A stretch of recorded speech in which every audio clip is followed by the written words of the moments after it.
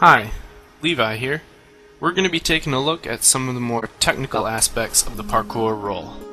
This tutorial is not meant for the beginner, but for those who already have the basics of the parkour roll quite well, and the conditioning to support it. Now, I'm not speaking as an authority on kinesiology or biomechanics or physics, but I'd like to share what I've learned about rolls, partly through things Sebastian Foucan explained to me, indicated by, according to Seb, as well as my own insights into the mechanics of this move.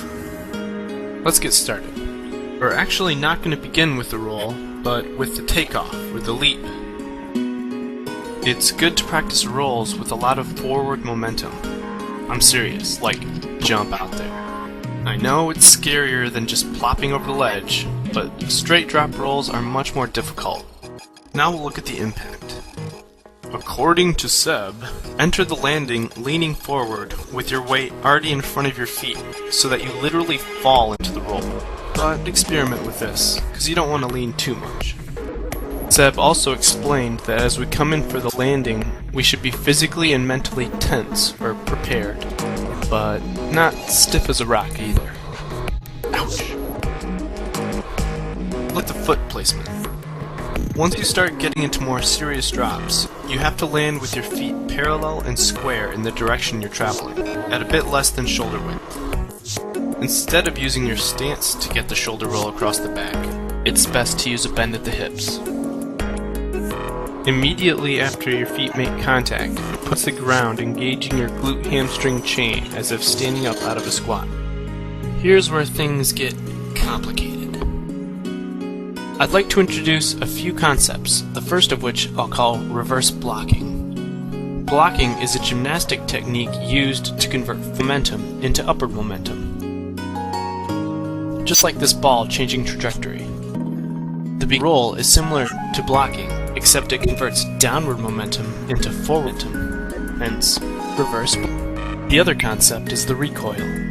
Your legs shouldn't slowly lower you to the ground into the roll, but actually recoil against the ground, throwing you forward into the roll like a tight spring. If you don't believe me about the recoil, just take a look at David and Seb's rolls. Kind of like they're diving into the roll. Yes, it's you're diving up into the roll, but if you're along the ground, it is in fact very effective. This is why your weight is forward before landing. On to the hands. There are generally different but valid techniques. The first one involves one arm scooping under the armpit along the ground, palm up. The other is planting both palms on the ground, off-center. Often, people place the hands too close to the feet, as a consequence pressing into the instead of recoiling. Remember, if you're properly recoiling, your legs should almost be fully extended by the hands touch. Take note of the legs and how far the hands are from the feet. As Seb teaches, the point of the roll is to disperse the impact along the ground through the roll.